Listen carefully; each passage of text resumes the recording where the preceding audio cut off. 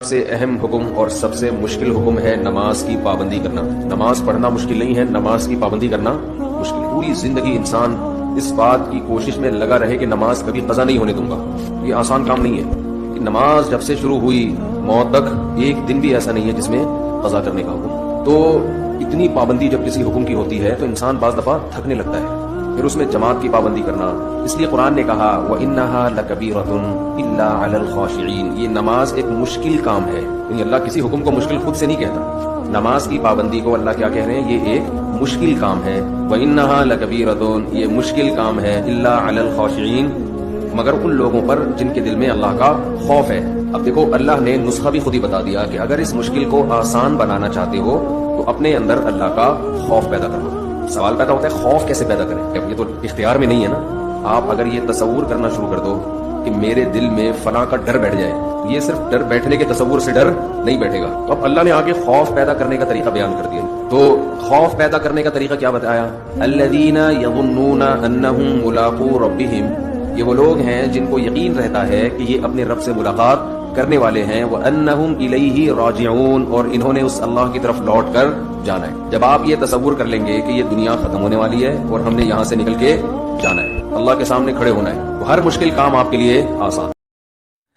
میں نے کہا اپنی ماں سے کیوں نہیں ایسی محبت آپ؟ ماں ناراض ہوتی ہے، کبھی بات چیت چھوڑ دے تو پھر ایسا رونا آیا کبھی؟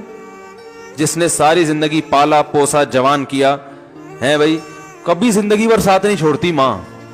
آپ 60 سال کے بھی ہو جاؤ گے نا، آپ کی بیماری پہ ایسے ہی روئے گی جیسے جب 2 سال کے بچے تھے اس وقت روتی تھی۔ کیا اللہ نے عجیب رشتہ، ساری زندگی روٹیاں پکا پکا کے کھلاتی رہتی ہے، تھکتی نہیں ہے، ایک دفعہ بھی کبھی پیسے نہیں مانگے۔ کسی کو باورچی رکھو، فری میں کتنے دن پکا کے کھلائے گا روٹیاں بھائی؟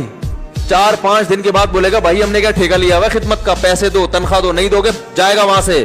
ساری زندگی روٹیاں پکا کے کھلاتی ہے، ساری زندگی، نہ کھانے پہ تو ناراض ہوگی، کھانے پہ کوئی معاوضہ نہیں مانگے گی۔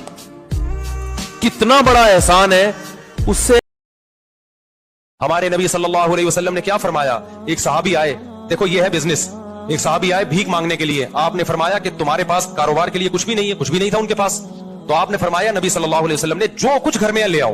آپ نے یہ تھوڑی فرمایا کہ ایسا کرو بزنس کے لیے انویسٹمنٹ چاہیے، انویسٹمنٹ کے لیے پیسہ چاہیے، پیسے کے لیے وسیم بھائی چاہیے جو تمہیں ادھار دے دیں۔ ہمارے نبی کے پاس ایک صحابی آئے بھیک مانگنے کے لیے، آپ نے فرمایا گھر میں کچھ ہے تو لے آؤ۔